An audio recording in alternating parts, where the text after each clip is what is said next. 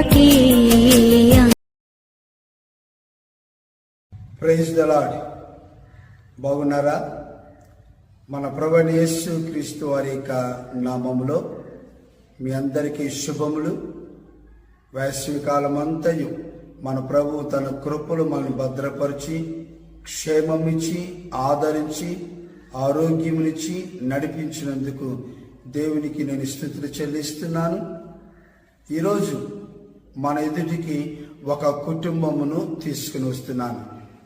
దేవుని ప్రియ స్నేహితులారా, ఈ దినాలలో కుటుంబంలో ఒక చిన్న నిర్లక్ష్యత మనకు కనబడుతుంది. యజమాని అనేకమైన విషయములలో బిజీగా ఉంటున్నారు. యజమానురాలు కూడా బిజీగా ఉంటుంది. వాళ్ళ యొక్క బిజీ షెడ్యూల్ బట్టి పిల్లల పట్ల నిర్లక్ష్యమైన స్వభావం చూపిస్తూ ఆ కుటుంబం కొన్ని సమస్యలను ఎదుర్కొంటుంది. కానీ పరిశుద్ధ గ్రంథములో మనం చూసినప్పుడు యెహోషువ ఒక చక్కటి మాట అంటాడు, నేనును నా ఇంటి వారును యెహోవాను సేవించేదము. యెహోషువ ఎంతో బిజీ, తన లైఫ్ అంతా కూడా యుద్ధములే. కానీ ఎన్నడూ తన కుటుంబమును ఆయన నిర్లక్ష్యం చేయలేదు. తన భార్య గురించి కానీ బిడ్డల గురించి వాక్యములు స్పష్టంగా లేదు. కానీ యెహోషువ చివరి కాలంలో తాను ఇచ్చిన ఈ కమిట్మెంట్, ఈ మంచి మాట నేడు కుటుంబాలకి చాలా ఆదరణ, ఒక మాదిరి. కనుకనే నా యొక్క ఆశ, ప్రతి కుటుంబం వారు తమ వ్యాపారంలో బిజీగా ఉండొచ్చు, ఉద్యోగంలో బిజీగా ఉండొచ్చు, వారి యొక్క సొంత విషయాలలో బిజీగా ఉండొచ్చేమో, కానీ దేవుని దగ్గర ఏ కుటుంబము కూడా నిర్లక్ష్యత చూపించకూడదని నా హృదయంలో ఆశ. ఈ లోక సంబంధముగా ఎంత బిజీగా ఉన్న కుటుంబము ప్రభు సన్నిధిలో ఎదిగి ఆశీర్వదించబడాలి. అందుకు ఈరోజు ఒక కుటుంబమును మీ ఎదుట మాదిరిగా ఉంచాలని ఆశపడుతున్నాను. శ్రీకాకుళం జిల్లా జీసగడ మండలం జగన్నాథ వలస అనే చిన్న గ్రామము. ఆ గ్రామంలో అద్భుతమైన సేవలు ముందుకు వెళుతున్న ప్రియ సేవకులు ఉద్దవోలు జేమ్స్ గారి కుటుంబమును మాదిరిగా ఉంచాలని నేను ఆశపడుతున్నాను. వారి యొక్క సాక్ష్యము, వారి యొక్క సేవా జీవితము, వారి యొక్క రక్షణ, వారి యొక్క లక్ష్యము, వారి యొక్క గురి ఈరోజు అనేక కుటుంబాలకు దీవెనకరముగా ఉంచాలని నేను ఆశపడుతూ ఈ మంచి సమయాన్ని ప్రభు కొరకు సద్వినియోగం చేసుకుందాం. థ్యాంక్ యూ ఉద్దవోలు జేమ్స్ గారు, చాలా సంతోషం అమ్మా. సేవకురాలివి, నీకు నా యొక్క ఆశీర్వాదాలు మెండుగా అనుగ్రహిస్తున్నాను. నా హృదయంలో ఉన్న ఆశ ఒకటే, మనం దేవుని సేవకులము, దేవుని మాట చేత కట్టబడిన కుటుంబం అనేకులకు దీవెనకరముగా ఉంచాలని, ఈరోజు మీ కుటుంబం అనేకులకు మాదిరికరముగా ఉండాలని ఆశపడుతున్నాను. అయ్యా జేమ్స్ గారు, మరి మొదటిగా అనేక మంది మన స్వరం వింటున్నారు, ఈ యొక్క సాక్ష్యం వింటున్నారు. కనుక మీ యొక్క కుటుంబ వివరాలు, మీ యొక్క మొదటి పేర్లు, తర్వాత రక్షణ పొందిన తర్వాత మీ యొక్క పేర్లు, మీ యొక్క ప్రొఫెషన్, బిడ్డలు, వాళ్ళ యొక్క పేర్లు, ఏం చదువుతున్నారో ఒక్కసారి వివరంగా అందరికీ తెలియచేయండి. Praise lord. నా పేరు ప్రభువుని ఎరగక మునుపు ఉద్దవోలు వెంకట్రావు, ప్రభువుని ఎరిగిన తర్వాత ఉద్దవోలు జేమ్స్, అలాగే నా భార్య పేరు ఉద్దవోలు మెర్సీ కుమారి. నాకు 3 సంతానం. మా మొదటిగా కుమార్తె సువర్ణ సమర్పణ, తను ఇప్పుడు 6th క్లాస్ చదువుతూ ఉంది. సెకండ్ ఒక బాబు, తను ఒనేసిము, తన పేరు 4th స్టాండర్డ్ చదువుతూ ఉన్నాడు. థర్డ్ వన్ లాస్ట్ చార్లెస్ ఒబేద్యా, తను 2nd స్టాండర్డ్ చదువుతూ ఉన్నాడు. ఇది మరి మీ యొక్క ఎడ్యుకేషన్ మీరు ఇంతకు ముందు ఏమైనా జాబ్ చేశారా లేక వ్యాపారమా? ఆ వివరాలు కూడా ఒక్కసారి తెలియచేయండి. నేను యాక్చువల్గా నా సొంత గ్రామము శ్రీకాకుళం జిల్లా బూజ్య మండలం లాభాం గ్రామంలో పుట్టి పెరిగాను. అక్కడే ఉండి మీ నాన్నగారి పేర్లు కూడా చెప్పండి. వారు పుట్టుక నుండి క్రైస్తవులా లేక మొదట క్రైస్తవేతరులుగా ఉన్నారో కూడా తెలియచేయండి. Okay sir. మా నాన్నగారి పేరు త్రినాథరావు. ఆయన ఒక మంచి నాటు వైద్యం కలిగినటువంటి వృత్తి కలిగినటువంటి ఆయన. వైద్యుడు, డాక్టర్. కామెర్లు, పచ్చ కామెర్లు అనే కామెర్లు అనేవి చాలా రకాలు ఉన్నాయి. ఎలాంటి కామెర్లకైనా ఆయన వైద్యం చేసినటువంటి మంచి పేరు సంపాదించినటువంటి ఆయన. అలాగే మా తల్లిగారి పేరు సింహాచలం. వీరిరువురు కూడా పుట్టినిండి క్రైస్తవులు కాదు, ముందుగా హిందూ ఆచారంలో మంచి భక్తి కలిగినటువంటి కుటుంబంగా ఉన్నాం. వారి సంతానంలో నేను చివరి వాడిని. నాకంటే ముందుగా ఇద్దరు అన్నయ్యలు ఉన్నారు. వారు కూడా మొదటిగా హిందూ బ్యాక్గ్రౌండ్ నుండి వచ్చినటువంటి వారే. కానీ ఇప్పుడు అందరం కూడా మా తల్లిదండ్రులు ఇద్దరు అన్నయ్యలు కూడా కుటుంబాలతో కలిసి మేమందరం కూడా ఈరోజు ప్రభువుని అంగీకరించి రక్షణలో ఉన్నాం. మీ ఎడ్యుకేషన్? నేను చిన్నప్పటి నుండి తల్లిదండ్రుల దగ్గర ఉన్న 10th క్లాస్ వరకు గుత్తావల్లి అనే మా గ్రామానికి పక్కనే ఉన్నటువంటి గ్రామంలో చదువుకున్నాను.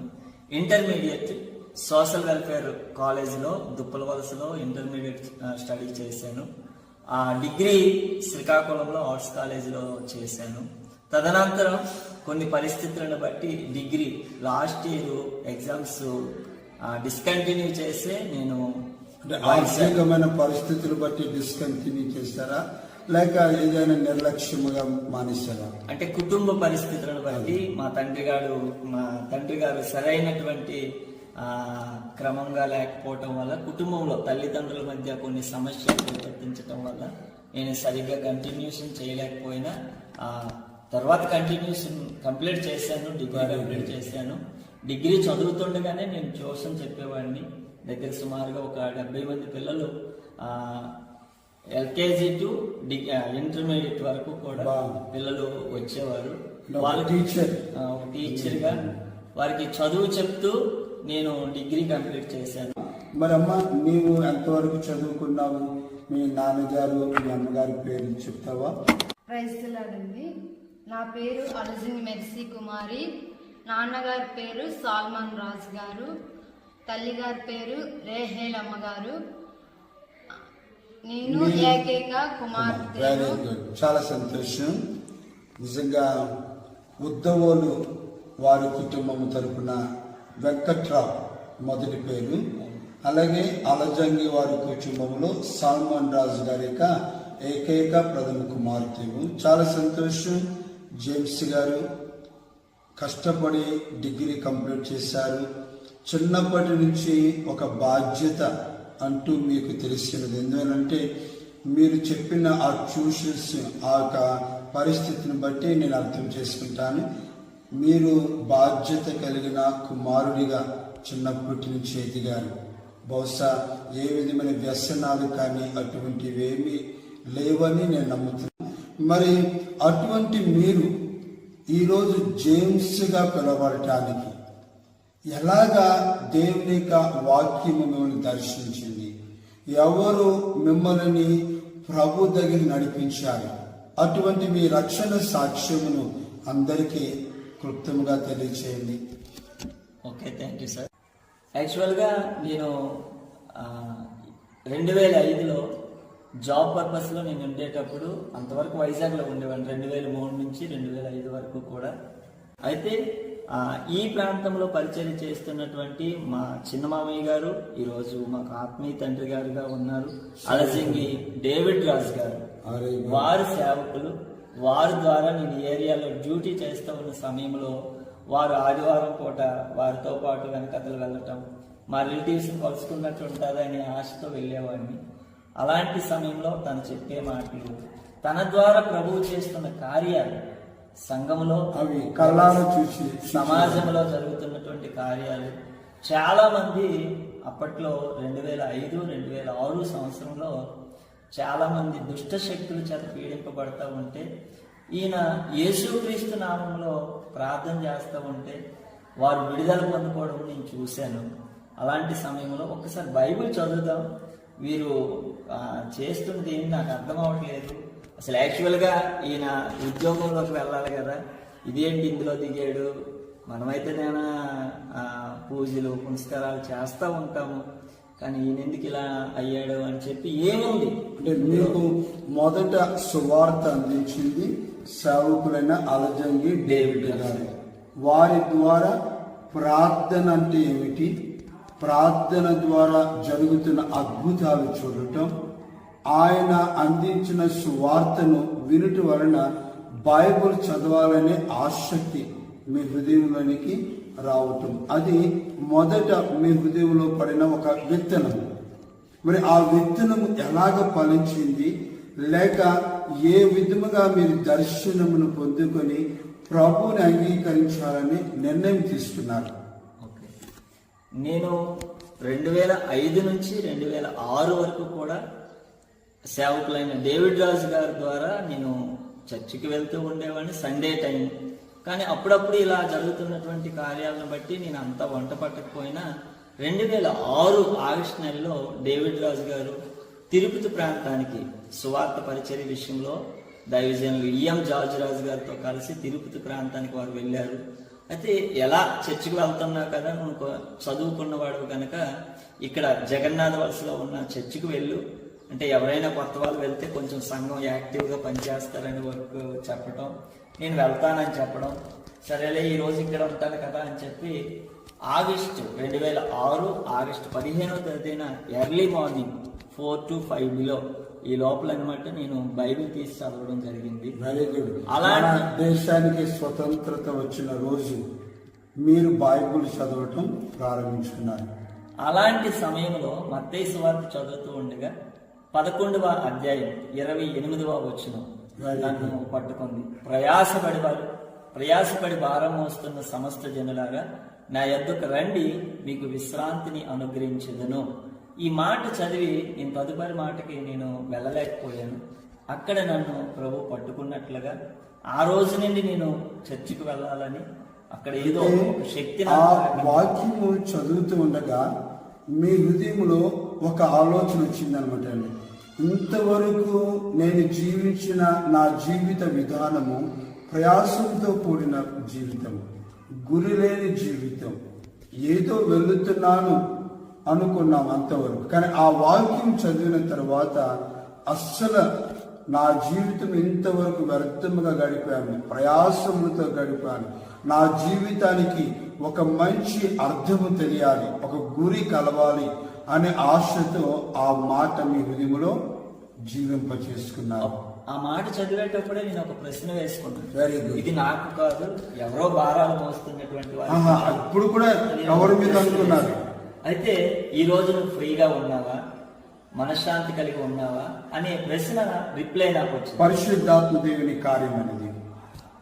ఆ తర్వాత నేను ఆ మాట ఆలకించేటప్పుడు నాకేం భారం ఉంది, నేను ఎందుకు ఫ్రీగా లేను, చాలా ఫ్రీగా ఉన్నాను కదా, అమ్మా నాన్న ఎంతో కొంత నేను సంపాదిస్తున్నాను కదా, నా చేతికి వచ్చిన డబ్బులు నాకు విచ్చలవిడిగా ఖర్చు పెడుతున్నాను కదా అనేటప్పుడు ఆ టైంకి 2006 సంవత్సరంలో మా అమ్మగారు మా తాతగారి గ్రామంలో శ్రీకాకుళం ఏరియాలో ఉండడం, అలాగే మా నాన్నగారు మా స్వగ్రామంలో ఉండడం, వీరు విడిపోయి వేరే దగ్గర ఉండడం, నేను వీరిద్దరూ స్థిరంగా లేరని చెప్పి నేను వేరే చోట ఉండడం అనేది నాకు ప్రభువు చూపించినటువంటి ఒక సంఘటన. అంటే నా జీవితంలో నెమ్మది లేదు, ఒక పక్కన తల్లిదండ్రులు ఇలాగ ఉంటున్నారు, నేను వేరే చోట ఉంటున్నాను అనే ఒక స్వ విమర్శ, మన సొంత మీ యొక్క మనస్సాక్షిని బట్టి ఆ ఆలోచనలతో వాక్యం మీద ఇంకా ఆసక్తి కలిగి ఉన్నారన్నమాట. మంచిది జేమ్స్ గారు, వాక్యము మీతో మాట్లాడింది, వాక్యము ద్వారా మీరు ఒప్పించబడ్డారు. పరిస్థితులన్నీ ఒక్కసారి మీ కళ్ళ ముందు కనబడినప్పుడు మీ లైఫ్ ప్రయాసంతో ఉన్నారని గుర్తించి ప్రభు దగ్గరికి వచ్చారు.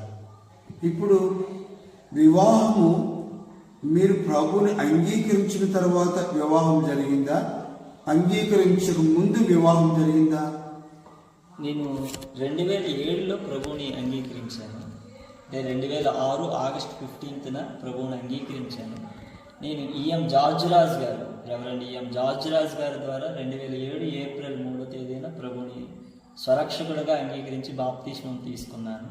2013 ఏప్రిల్ 17వ తేదీన నేను వివాహం చేశాను. రక్షణ పొందిన తర్వాత చిన్న అనుమానం, ఏమైనా ప్రేమ వివాహమా, పెద్దలు కుదిర్చిన వివాహమా, లేక కుమార్తె మీకేమైనా బంధువా?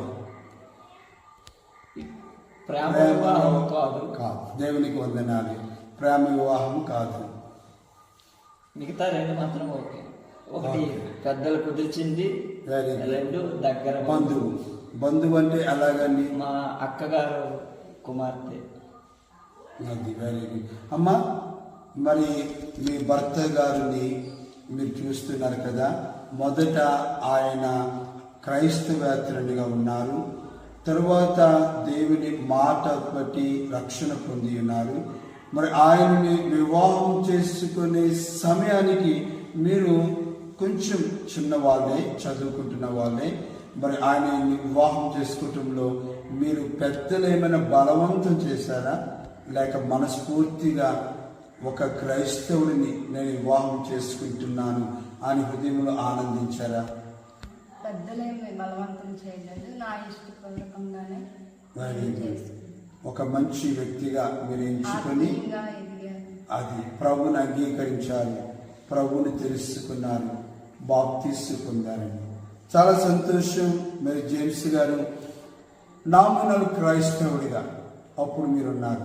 మరి ఈరోజు ఈ మంచి గ్రామంలో అద్భుతమైన సేవ చేస్తున్నారు.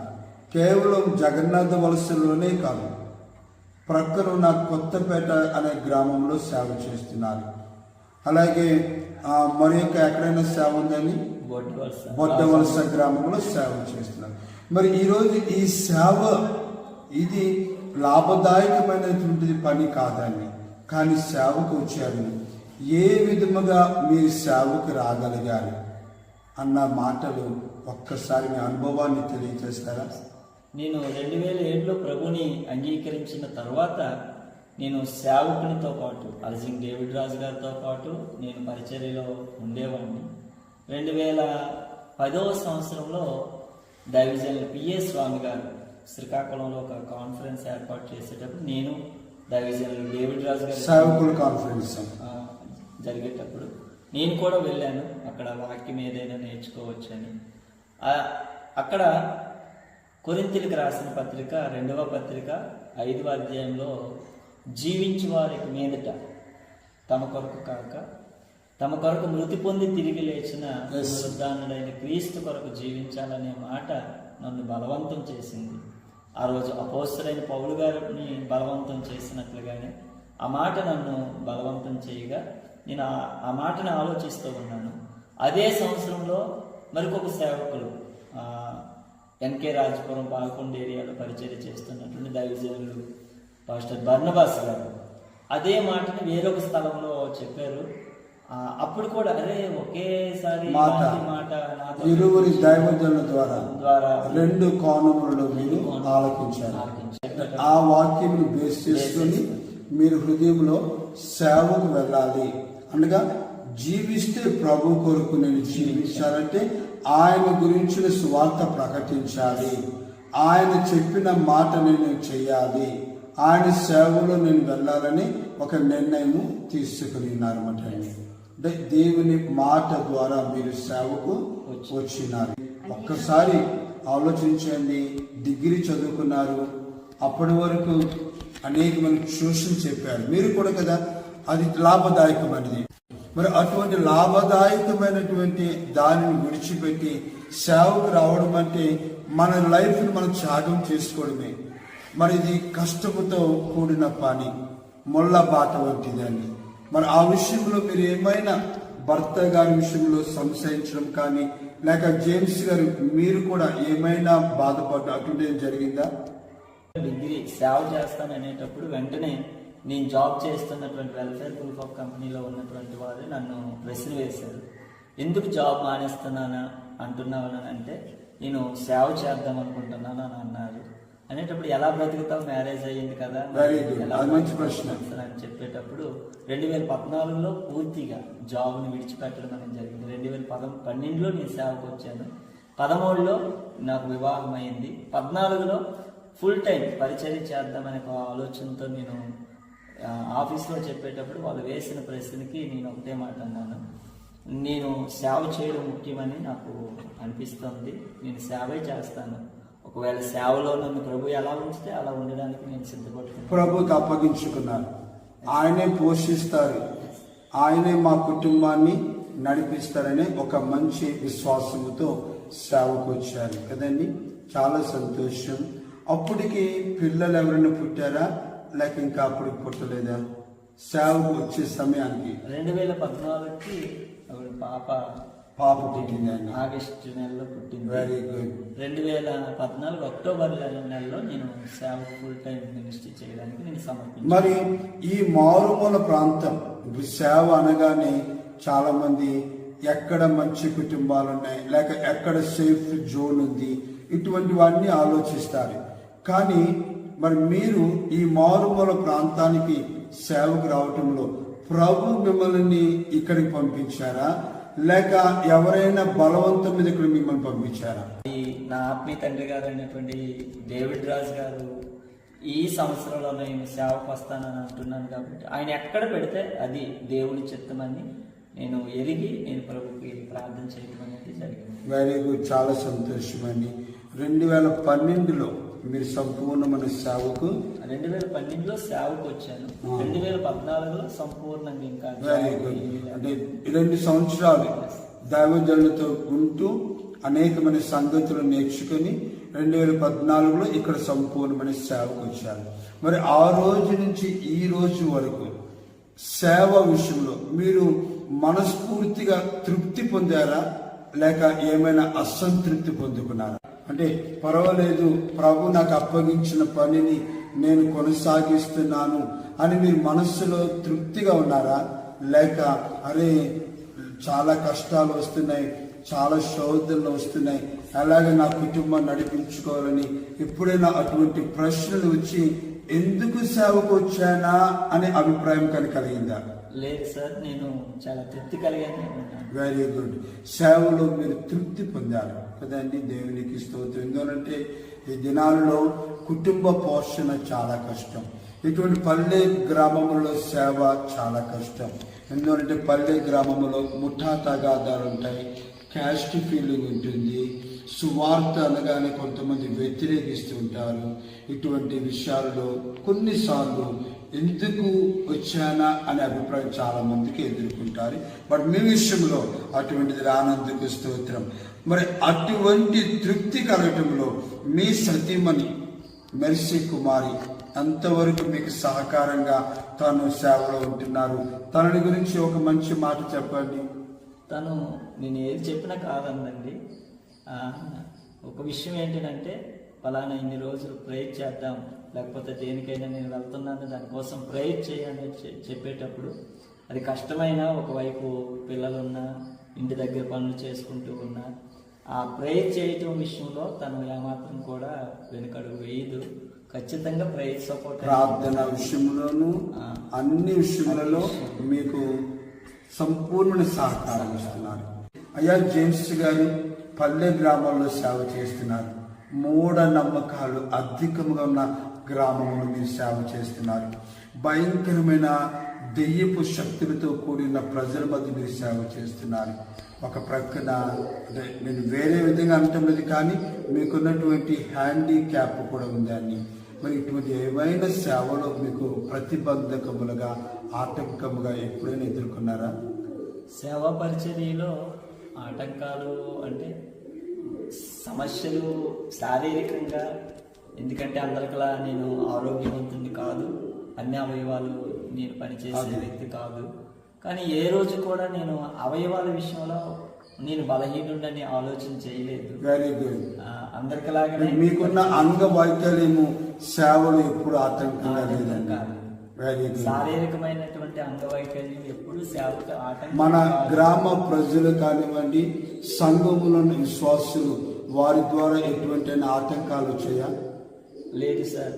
నేను పరిచర్య చేస్తున్న ఈ 3 గ్రామాల్లో గ్రామ ప్రజలు చాలా మంచిగా ప్రభునందు విశ్వాసం కలిగి ఉన్నటువంటి వారు, ప్రభుని అంగీకరించలేదు అనే ఒక బాధే తప్ప ఇంకా వారి విషయంలో ఏదైనా కార్యక్రమం చేసేటప్పుడు గ్రామ ప్రజలు చాలా చక్కగా సపోర్ట్ చేస్తారు. రెండవదిగా సంఘములో అందరూ కాదు కానీ 90% వరకు చాలా మంది సపోర్టెడ్గా పరిచయం 10% ఆటంకాలు ఉన్నారని అర్థం ఉన్నాయి, కదా. ఉన్నాయి. మరి అటువంటిప్పుడు మీరు ఎలాగా ముందుకు వెళ్ళగలుగుతున్నారు? ఆ 10% అయినా సరే మనకి ఎంతో నిరాశ కలిగిస్తాయండి. అటువంటి సమయంలో నిరాశ అనేది రాకుండా మీరు ఏ విధముగా వారి విషయంలో మీరు ముందుకు వెళ్ళగలుగుతున్నారు? 10% ఆటంకం కలిగేటప్పుడు వెంటనే నేను ప్రభు వైపు చూస్తాను. Very good sir. ప్రభు దగ్గర ఉన్న 12 మంది శిష్యుల్లో ఒక్క ఇస్కరియోతు యోధ ప్రభు పరిచర్యలో ఆటంకంగా ఉన్నట్లుగానే ఇది పెద్ద ప్రమాదమేం కాదు అని నేను ఎంచుకుంటూ ప్రభువుకు అప్పగించుకుంటున్నాను. ఆటంకం పెట్టేవారిని వాళ్ళ పట్ల మీరు ఏమైనా శత్రువులాగా చూస్తున్నారా? లేదు లేదు, ప్రేమిస్తున్నారు. వారిని ప్రేమిస్తానే మరి సేవకులుగా ఒక కాపరిగా గొర్రెలన్నింటినీ ప్రేమించాలి. ఏ ఒక్క గొర్రె పట్ల పక్షపాతం అనేది మనం వెరీ మంచిది జేమ్స్ గారు.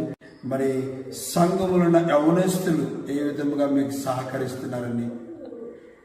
సంఘంలో ఉన్న యవనస్తులందరూ కూడా చెప్పిన మాట, అంటే నేను పని చెప్పాలే అని ఏ మాట కాదని చెప్పరు. వాళ్ళు చాలా చక్కగా సపోర్ట్ చేస్తారు. వాళ్ళు యాక్చువల్గా నా పిల్లలతో సమానంగా వాళ్ళు సపోర్ట్. ముగ్గురు పిల్లలు కూడా చాలా చక్కగా నిలబడి వింటున్నారు. మరి వీళ్ళు ముగ్గురు ఎలాగున్నారు మీకు సేవలో? ఏమన్నా మీ నాన్నగారికి సేవలో మీరందరూ మీ ముగ్గురు సహకారం ఉంటారా, లేకపోతే మామూలుగా ఆడుకుంటూ గడిపేస్తారా? ఏ విధంగా సహకారం ఉంటారు? ప్రసంగాలు చేస్తారా? వెరీ గుడ్, మంచిదాన్ని. జ్యేష్ఠ కుమార్తె అనిపించుకున్నాం.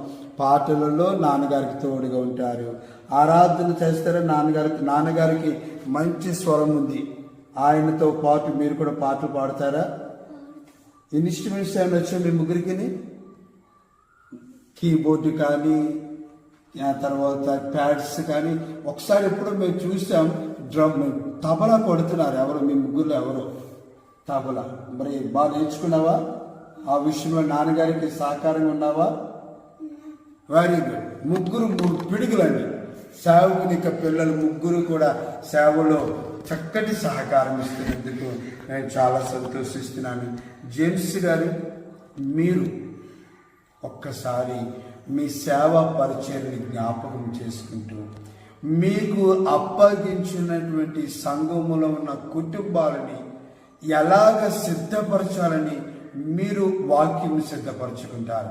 ఏదో ప్రసంగం చెయ్యాలనే ప్రసంగమా, లేక దేవుడు మీకు ఇచ్చిన కుటుంబాలని ప్రభు ఎదుట నిర్దోషులుగా నిలబెట్టాలని ఏ విధముగా మీరు వాక్యాన్ని సిద్ధపరచుకుంటారు? కొలస్సీలకు రాసిన పత్రిక 1వ అధ్యాయం 28వ వచనం ఆధారంగా చేసుకుంటూ ప్రభు త్వరగా వస్తున్నాడు అనే విషయాన్ని మేము మూల దర్శనంగా చేసుకుంటూ ఆయన వచ్చేటప్పటికి నాకు అప్పగించిన పరిచర్యను సంపూర్ణులుగా ఆయన ఎదుట నిలవబెట్టాలని ఒకే మూటతో నేను ముందుకు సాగుతూ ఉన్నాను. ఇటువంటి వారైనా సరే ప్రభు వచ్చినప్పుడు ఆయన యొక్క రూపాంతరంలోని వారిని సిద్ధపరచాలని గురితో మీరు దేవుని వాక్యాన్ని పంచుకుంటున్నారు. చాలా సంతోషం. ఒక సేవకులుగా అది మన బాధ్యత. కాపరిగా కుటుంబములన్నిటినీ ప్రేమించి వారి కొరకు కన్నీటి ప్రార్థన చేయాలి. కనుక మీరు ఈ విషయంలో చక్కటి విజయం పొందుకున్నందుకు నేను చాలా సంతోషిస్తున్నాను. మరి ఒక మాట మీరు జ్ఞాపకం చేసుకుంటూ మీ సేవలో మీ గురి ఏమిటి? అసలు మీ లక్ష్యం ఏమిటి? నా సేవలో నా లక్ష్యం, నేను పరిచర్య చేస్తున్నటువంటి ప్రాంతాల్లో ఉన్న ప్రజలందరూ కూడా ప్రభువుని ప్రభు యొక్క రక్షణ పొందాలి, ప్రభు యొక్క రాకడకు సిద్ధపడాలి. రెండవదిగా నా రక్త సంబంధికులు ఏ విధము చేతనైనా సరే, నా రక్త సంబంధికులు నా స్వజనులు అనబడినటువంటి వారు ఎక్కడన్నా సరే వారు నేను ప్రభుని ఎరగక ముందు నాతో పాటు తిరిగిన యవనస్తులు నా స్నేహితులైనటువంటి వారు కూడా ప్రభువు దగ్గరికి నడిపించాలి అనేది నా ఉద్దేశం. Very good. మీ సొంత రక్త సంబంధికులు రక్షణ పొందాలని, అలాగే మీరు సేవ చేస్తున్నటువంటి ఈ 3 గ్రామములో ఉన్న ప్రజలు, జగన్నాథ వలస, బొడ్డ వలస, కొత్తపేట గ్రామంలో ఉన్న ప్రజలందరూ కూడా సత్యమును తెలుసుకోవాలి అనే లక్ష్యంతో మీరు సేవ చేస్తున్నారు. అనుకున్న లక్ష్యమును చేరటానికి ఎలాగ మీరు ముందుకు వెళ్ళాలని ఒక ప్రణాళిక వేసుకుంటున్నారు. నేను ప్రణాళిక వేసేది ప్రభు పాదాల దగ్గర కనిపెట్టడం, మొదటిది ప్రార్థన. సంఘమును ప్రభువు దగ్గర కూర్చోబెట్టాలి. అంటే సంఘములో ఉన్న కుటుంబాలను కూడా ప్రభు దగ్గరికి తీసుకురావాలి. అది ఆ గురితో, ఆ ప్రాసెస్తో మీరు ముందుకు వెళ్ళగలుగుతున్నారు. మరి ఎప్పుడైనా అవుట్ సైడ్ గాస్పుల్ ట్రాక్స్ పంచిపెట్టడం కానీ, ఓపెన్ ప్లేస్లో సువార్తకు వెళ్ళటం తోటి సేవకులతో, అటువంటి ఏమైనా మీరు ఉన్నద సేవలో? సువార్త పరిచర్యకి చాలా ఆసక్తి చూపిస్తాను సార్. సువార్త పరిచర్యలో అంటే మాట్లాడటానికని కాదు, కానీ అందరితో కలిసి వెళ్ళి ఆ ప్రాంతాలను దర్శించేటప్పుడు ఆ ప్రాంతాలకు వెళ్ళి ఆ ప్రజల కొరకు ప్రార్థన చేయాలనేది. ప్రార్థించాలి. మరి మీ సాక్ష్యం తెలియపరుస్తారా? తెలియపరుస్తాను. వెరీ గుడ్, చాలా సంతోషం. అలాగ బయట గ్రామాలకి, బయట ప్రాంతాలకి మీరు సువార్తకు వెళ్ళినప్పుడు ఎప్పుడైనా ఏమైనా ఆటంకాలు కానీ తొందరలు ఎదుర్కొన్నారా? ఆటంకాలంటే ఒకే ఒకసారి నేను మా గ్రామానికి దగ్గరలో సోపేరు అనే ప్రాంతానికి నేను వెళ్ళేటప్పుడు అక్కడ మాట్లాడుతూ ఉన్నారు, వేరొక సేవకులు మాట్లాడుతూ ఉండేటప్పుడు, బాబు ఇక్కడ మీరు ప్రకటించొద్దు అనేటప్పుడు ప్రేమతోనే అక్కడ మేము ఖాళీ చేసాం. తర్వాత ఇంకా ఎప్పుడు కూడా మాకు ఎవరితో ఆర్గ్యూ చేయడం కానీ పోట్లాట అటువంటిది ఏమీ కూడా లేదు. అమ్మ కుమార్తె మెర్సీ కుమారి, మరి సేవలో మీరు చాలా సహకరిస్తున్నారు. మరి దేవుడు మీకు చక్కటి బిడ్డలను, 2 మగపిల్లలని, ఒక పాపనిచ్చారు. వాళ్ళని దైవికముగా పెంచటంలో ఒక ప్రక్కన స్కూల్కి పంపించాలి, విద్య నేర్పించాలి. రెండవ ప్రక్కన దైవికంగా దేవుని మందిరంలో పెంచాలి. ఈ విషయంలో మీరు ఎలాగా సిద్ధపాటు చేసుకుంటున్నారు? అటు భర్త గారికి సహకరిస్తున్నారు, ఇటు ఒక మంచి తల్లిగా బిడ్డల ముగ్గురికి ఉంటున్నారు, మరొక ప్రకారం సంఘములో ఉన్న వారందరికీ ఒక తల్లిగా ఉంటారు. ఈ విషయంలో మీరు ఎప్పుడైనా ఏమైనా ఆటంకాలు కానీ తొందరలు కానీ ఎదుర్కొన్నారా? లేక దేవుని యొక్క కృపలో సమాధానంగా వెళుతున్నారా?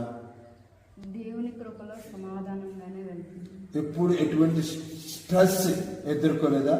స్ట్రెస్ ఎదుర్కొన్నప్పటికీ కూడా తర్వాత దేవుని వైపు చూసినప్పుడు వాటి నుంచి విడుదల పొందుకుంటున్నాం. Very good. బయటికి మీ భర్త గారితో పాటు సువార్తకు వెళతారా, లేక మీరు ఇంటికాడ ఉండి ప్రార్థన చేస్తారా? తను రమ్మనేటప్పుడు తనతో పాటు వెళ్ళడానికి ఇష్టపడుతూ ఉన్నాను. ఆ వీలు కాని పరిస్థితుల్లో తను వెళ్ళేటప్పుడు తన కొరకు ప్రార్థన చేస్తూ సంఘంలో కొంతమంది టీంని, మరి ఒక సేవకురాలుగా సంఘంలో మీరు ఒక ప్రార్థన టీంని సిద్ధపరచడం కానీ, యవనస్తులను సిద్ధపరచడం, ఇలాగా ఏదైనా ఒక బాధ్యత మీ భర్త గారికి తోడుగా మీరు చేస్తున్నారా సంఘంలో? సంఘంలో అంటే ప్రార్థన టీం వారు కొంతమంది ఉన్నారు. Very good.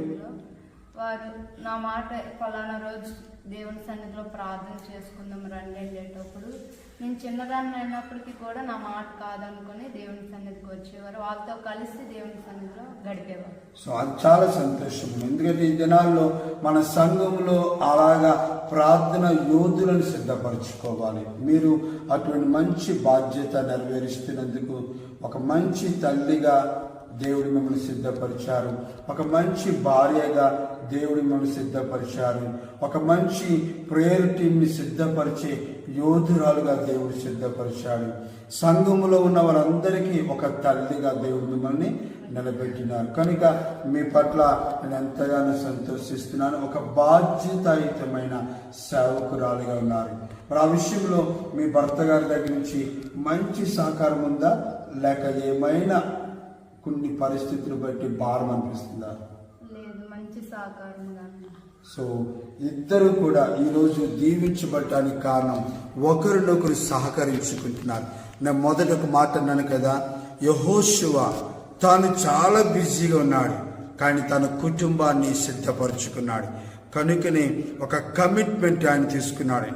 మీరు ఎవరిని సేవించుదరో నేనును నా ఇంటి వారును యెహోవాని సేవించుదమనే కమిట్మెంట్ మన దైవజనులు జేమ్స్ గారి యొక్క కుటుంబంలో మనం చూస్తున్నాం. దేవునికి స్తోత్రములు చెల్లిస్తున్నాను. అయ్యా, సేవకులైన జేమ్స్ గారికి ఒక చిన్న రిక్వెస్ట్. మరి అనేక మంది మీ సాక్ష్యం వింటున్నారు కనుక వారి కొరకు ఒక మంచి సలహా మీరు ఇవ్వగలరా? ఒకే ఒక మాట, ప్రభు త్వరగా వస్తున్నాడు, సమయం ఉన్నప్పుడే ప్రభుని రక్షకుడిగా అంగీకరించాలని నా మనవి. చాలా సంతోషం. యేసు త్వరగా వస్తున్నారు కనుక యెహెజ్కేలు చెప్పినట్టుగా మనం సిద్ధపడాలి, మనతో పాటు ఉన్న సమాజమును సిద్ధపరచాలి.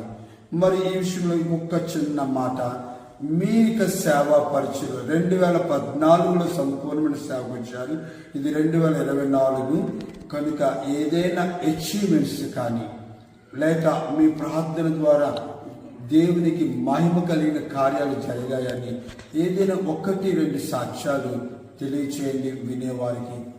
2014లో నేను సంపూర్ణ పరిచర్యకు వచ్చేటప్పుడు నేను ఇప్పుడు ప్రజెంట్ ఉండి పరిచర్య చేస్తున్నటువంటి జగన్నాథ వలస గ్రామంలో చాలా సంవత్సరాల నుండి ఒక చిన్న గుడిసెలో మేము పరిచర్య చేసేవారు. అది ఈఎం జార్జ్ రాజు గారి ద్వారా ప్రారంభించబడినటువంటిది. అయితే అది శిథిలావస్థకు వచ్చే సమయంలో ఒక మంచి స్థలం కావాలి, చక్కగా పరిచర్య చేయాలి, మంచి మందిరం కావాలి అని ఆలోచన చేసేటప్పుడు 2017లో దేవుడు గ్రామంలో ఉన్నటువంటి పెద్దలనే దర్శించి వారి ద్వారా దేవుని మందిరానికి అవసరమైనటువంటి స్థలాన్ని ఒక ఫ్రీగా ఉచితంగా చాలా అద్భుతమైనది. మన ప్రార్థన ద్వారా అలాగే మనం అందించుచున్న సువార్త ద్వారా నాయకులు ఒప్పించబడి ఉచితంగా స్థలముని కేటాయించారంటే సామాన్యమైన సంగతి కాదు. ఇది మీ ప్రార్థనకు ఒక విజయం అని. మరి మందిరమును కట్టడంలో ప్రభు సహాయం చేశారా? చాలా అద్భుతమైన సహాయం చేశారు. నాకు బ్యాక్గ్రౌండ్ అంటూ నేను సపోర్టెడ్గా చేయడానికంటే నాకు ఏమీ లేదు, కానీ ప్రార్థన చేయటమే నాకు వచ్చేటటువంటిది. కానీ అలా ప్రార్థన చేసేటప్పుడు ప్రభువే ఏ వర్క్ చేయాలో ఆ వర్క్కి అవసరమైనటువంటి వాటిని దైవజనుల రూపంలోనో లేకపోతే సంఘంలో ఉన్నటువంటి సభ్యుల ద్వారానో, అలాగే దైవజనులు మేము ఈ ప్రాంతంలో పరిచర్య చేస్తున్నటువంటి డేవిడ్ రాజు గారు, మా ఆత్మీయ తండ్రి గారు, అలాగే దైవజనులు ఎఫ్రాయిం గారు, మీ ముగ్గురు కలిపి చేస్తున్నటువంటి 15 గ్రామాల్లో పరిచర్యలో ఉన్నటువంటి వారి ద్వారా దేవుడు ఈ యొక్క సహాయాన్ని అందిస్తూ వెరీ గుడ్. దేవుని నామమున స్తోత్రములన్నీ. దేవుని యొక్క ప్రియ స్నేహితులారా, దైవజనులు జేమ్స్ గారి యొక్క సాక్ష్యం ఉన్నారు కదా, ఆయన ప్రారంభం నుంచి క్రైస్తవులు కాదు, అన్య కుటుంబంలో ఆయన జన్మించి ఉన్నారు.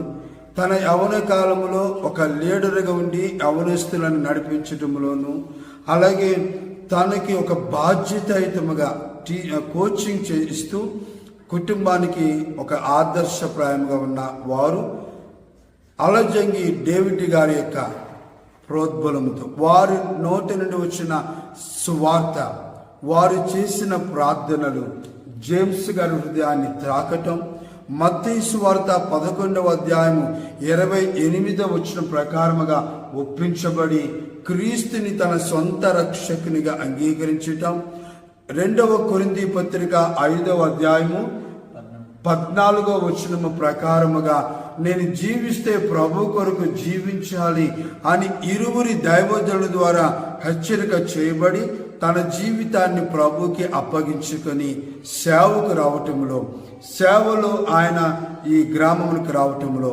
2014 నుంచి ఇంతవరకు కూడా సంతోషకరమైన సేవ చేస్తూ, అనగా మీ హృదయానికి సంతోషకరమైనది కాదు, ఎవరైతే మీ కొరకు రక్తము కాచి ప్రాణము పెట్టారో ఆ యేసుకి సంతోషకరమైన సేవ చేస్తూ కొన్ని ప్రార్థన విజయాలు పొందుకున్నారు. ఈరోజు కుటుంబం అంతా కూడా ఈ గ్రామంలో ప్రభుని సేవిస్తూ అనేకులకు మాదిరికరముగా ఉన్నారు. ఒడిదుడుకులు ఎదుర్కొన్నారు, బలహీనతలు ఎదుర్కొన్నారు, కానీ ఏ సమయంలో కూడా ప్రభువును విడిచిపెట్టలేదు. అందుకే నేను దేవుని స్తుతిస్తూ మరి కుటుంబం యొక్క సాక్ష్యము, వారి యొక్క అనుభవము, వారి యొక్క గురి, వారి యొక్క సలహా మనం ఆలోచించాం కనుక వారి కొరకు ప్రార్థన చేస్తూ ఈరోజు మీ ఎదుట ఈ కుటుంబాన్ని పెడుతున్నాను. మీరు లోకరిచే ఎంత బిజీగా ఉన్నా సరే ఒకే ఒక మాట, యెహోవాను అనగా మన కొరకు రక్తము కార్చి ప్రాణము పెట్టిన యేసుక్రీస్తు యందు విశ్వాసముంచి ఆయనను సేవించండి. ఈ కుటుంబం అలాగ ప్రభుని సేవించింది. ఈరోజు 3 గ్రామాలలో సంపూర్ణమైన సేవ చేస్తున్నారు. ఇంకా అనేకమైన ప్రాంతాలకి సువార్తకి వెళ్ళి దేవుని కొరకు ఆయన వాడబడుతున్నారు. జేమ్స్ గారు చాలా చాలా అభినందనలు.